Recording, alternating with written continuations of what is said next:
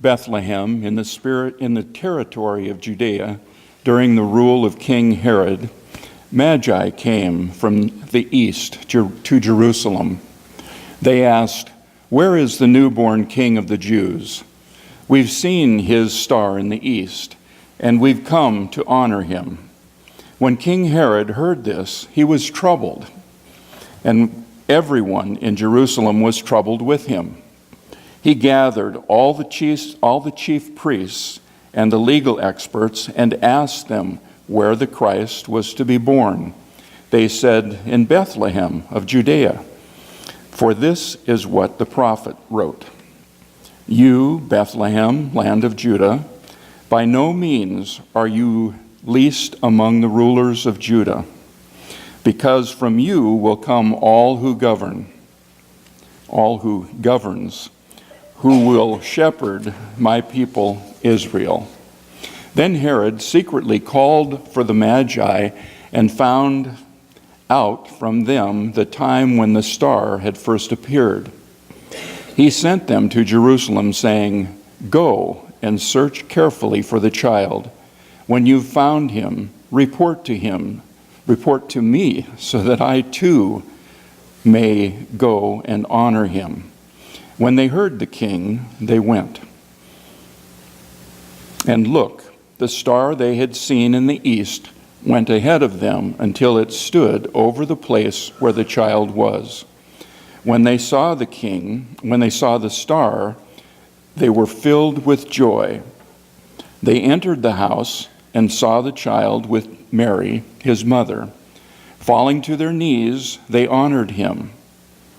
Then they opened their treasure chests and presented him with gifts of gold, frankincense, and myrrh. Because they were warned in a dream not to return to Herod, they went back to their own country by another route. The word of the Lord. Thanks be to God.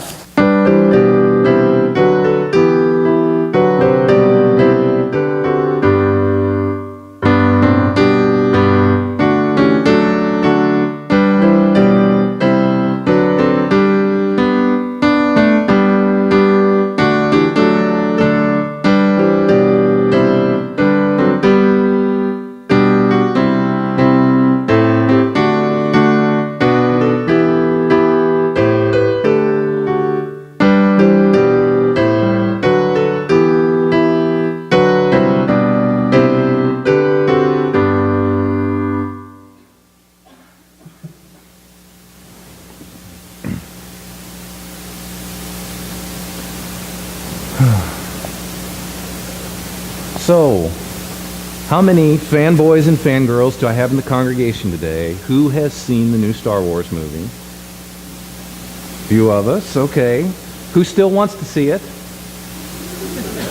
Few of us, few of the same, okay. And I'll promise not to give away all of the spoilers today for those of you who haven't. But since we're asking the question, let's just go ahead and get it out of the way. Who doesn't even care? I knew there'd be at least a couple. But you are brave souls indeed to swim against that tidal wave of cultural relevance. That is the multi-million-dollar Disney-owned behemoth we know as Star Wars. And yet, you might be onto something. You see, apparently there is an active revolt going on out there right now against the most recent movie, and probably to a lesser extent, I think, basically against all of the new Star Wars movies, beginning with The Force Awakens back in 2015. But if you're not plugged into the pop culture news of the day, then you might not be aware of the fact that Change.org, a website known for hosting petitions calling for everything from demanding that Bank of America drop a monthly $5 debit card fee to, well, what I'm about to share with you. Basically, there's an online petition to Disney and Lucasfilm to erase Star Wars Episode 8 and remake it from scratch because, and I can't make this stuff up, the film completely destroyed the legacy of Luke Skywalker and the Jedi. It destroyed the very reasons most of us as fans liked Star Wars. we ask you to wipe out The Last Jedi, push back Episode 9, and remake Episode 8 properly to... Okay, you all thought that was as funny as I did. That's good. And remake Episode 8 properly to redeem Skywalker's legacy, integrity, and character. Yeah, properly, huh? I told you all I could not make this stuff up. As of Saturday afternoon, this petition has over 82,000 online signatures. Obviously, there are some unhappy people out there, or at the very least, some people with too much time on their hands. But, in fairness, there are those who take their movies, their books, sports teams, and other various, let's call them our secondary religions, that we take very seriously. And I'll even be a little bit generous here. Actually, as a bit of an aside, I started writing this sermon earlier in the week before I had gone to see the new Star Wars movie. And I wasn't feeling nearly as charitable in that early draft as I'm willing to be now because, well, actually, I think it was a pretty good movie. Even though it is not without its flaws. But the idea of there being some alleged affront to the legacy, integrity, and character of Luke Skywalker, it seems a bit much. You see, I'm not convinced that these 82,000 and countless others who surely also have issues with the Star Wars franchise, with where the Star Wars franchise is heading, I'm not sure that they're actually upset about what happened. I actually think there's more to it than that. I suspect they're upset because this new generation of story writers, going back to Episode 7 and including that spin-off movie Rogue One, they aren't just continuing the story of the beloved original trilogy. They're expanding it and growing it and nuancing it. Well, at least they're trying to give it some nuance. And I think they may even be succeeding to some degree. I mean, I kind of like where they're going with it. But I promise that's a different sermon on a different day. So without giving away any of the specifics, what I think the new films have done is to recast a very clean, sanitized, Saturday morning sci-fi serial type of storytelling, transforming this franchise in order to tell a much grittier, more ambiguous, more real-to-life kind of story, where the battle between good and evil seemed so clear-cut in the original Star Wars trilogy. The moral and ethical high ground is suddenly much less obvious and much less certain in these new films. They're introducing new characters and new heroes are arising, but they're complicated, to say the least. Some of these new characters, while they may be fighting against the, quote, evil empire, have proven that they are willing to commit the same acts and go to the same questionable lengths that we would normally associate with that very same evil empire. The old saying, one man's freedom fighter is another man's terrorist. These movies drop all pretense of there being some small ragtag little army of the light and good, desperately battling against all odds to overcome the forces of the unquestionably evil. And it's not that guys are even that clear-cut anymore either. The new Darth Vader, this Kylo Ren kid, 2 movies in, and all I can say is that he's a pretty complicated character with one heck of a mean streak. But maybe you're starting to see where this pushback might really be coming from.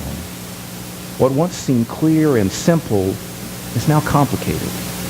Where once we could quickly and easily identify with the rebellion or the Jedis and know that meant that we were the good guys, I think thanks to these new stories, we might be finding ourselves trying to puzzle out a moral Rubik's Cube of complex motivations and questionable justifications, leaving us with that sinking feeling that we can't be sure just where we stand anymore. And that's what I like about these new Star Wars movies. They don't let us pat ourselves on the back and assume that all is well with the world and we're good people just because we picked the good side. They challenge us to wander down a road we may never have taken before, to wrestle with hard questions about ourselves and our beliefs and our alliances and perhaps some of the values and identities and causes that we hold most dear. Our story today from Scripture is kind of like that, if we're paying attention. I read a very interesting commentary on this, and it was published as an op-ed piece in the Washington Post, of all places. How's that for an unexpected source of scriptural research? And in this piece, Christian author Diana Butler Bass, writes about how, in this story, Jesus' very first Christmas gifts are truly shocking. And she's right. 3 guys, whether they were the wise men or the wise guys, depending on how one translates the idea of magi that Janice introduced for us at the children's time, regardless, 3 guys of great wealth and power wander across the desert to give some very expensive gifts to a peasant toddler. These aren't the kind of people you would normally think to go about giving gifts to peasant children. It's just not a story that we hear every day. And that's because in real life, it's a story that just doesn't happen. But don't stop there. If we keep going, we'll see that just like these new Star Wars films, as we continue to tell out the Epiphany story in its entirety, it can become a fairly complicated tale as well. I didn't ask John to continue reading the story this morning because the visit of the Magi alone, what we traditionally celebrate as the Epiphany of the Christ, well, it is the selected reading for the day. But if the truth be told, the Epiphany story should be read and heard in its entirety, which means we have to deal with all of the second chapter of Matthew and not just the easy part.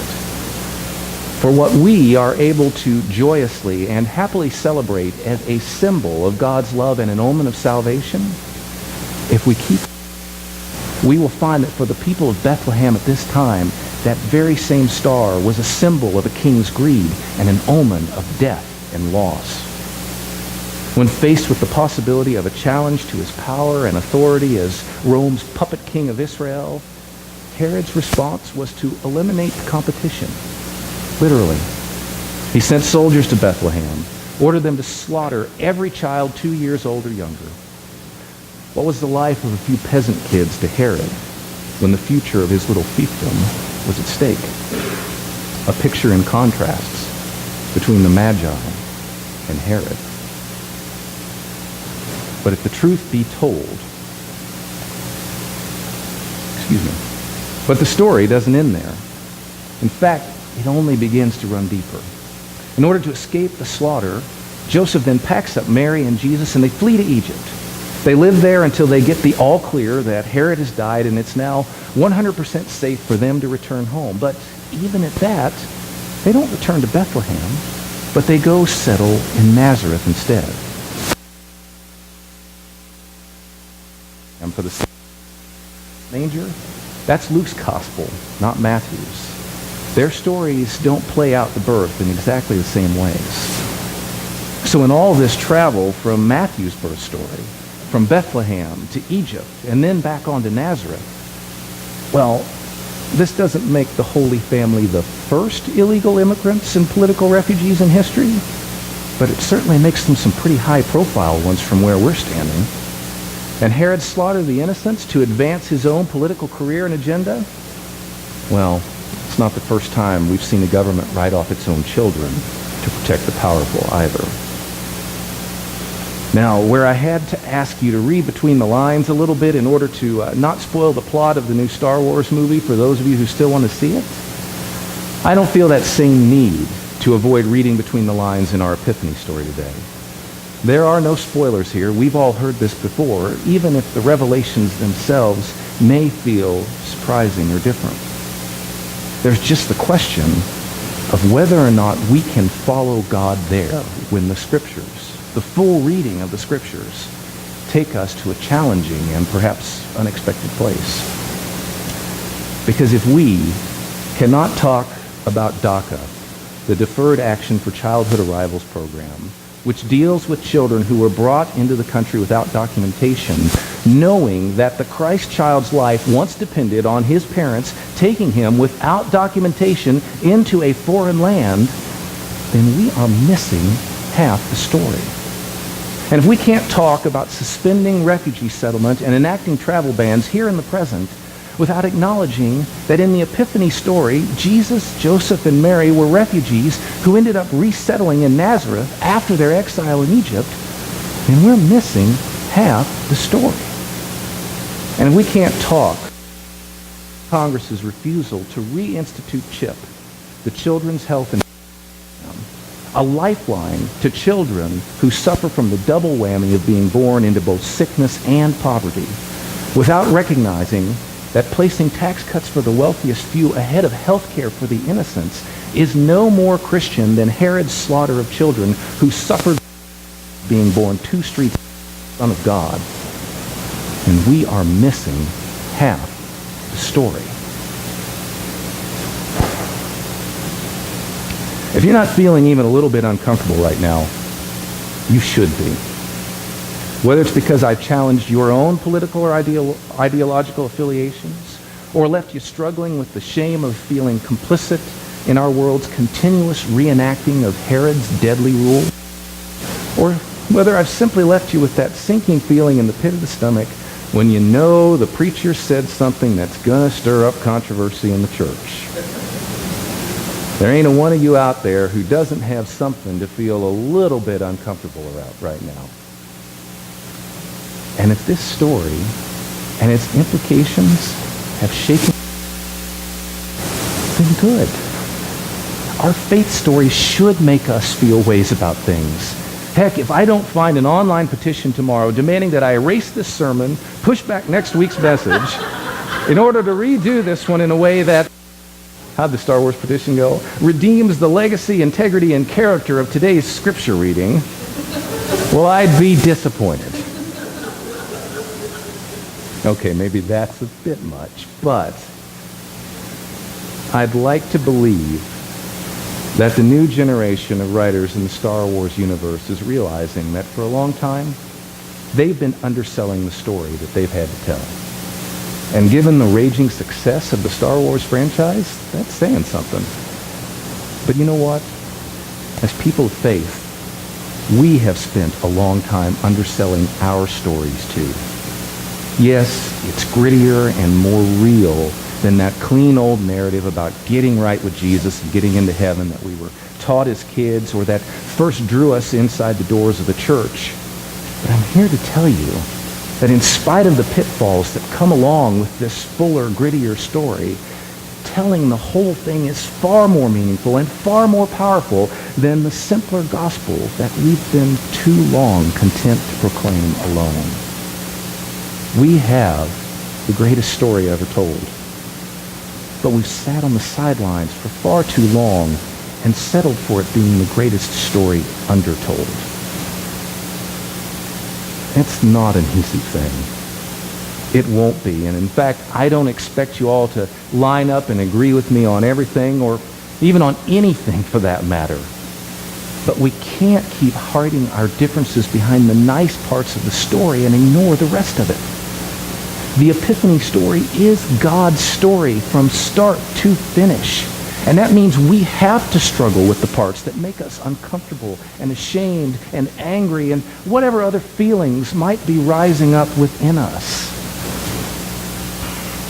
We have to figure out what it means to be living in a world that once murdered innocents, chased Jesus out of his homeland, and then forced his family to resettle in a new city, and is still doing the same things today. Because frankly, it's our turn. It's our turn to both retell the and to choose how we will reenact these stories in the here and now. And we have opportunities to rewrite the Herod script. So let's not undersell our gospel, God's story. It's all in there for a reason. And that we have to muddle through it together and work it all out. O star of wonder, star of light, star with royal beauty bright, westward leading, still proceeding today, guide us to thy troubling but perfect light. Amen.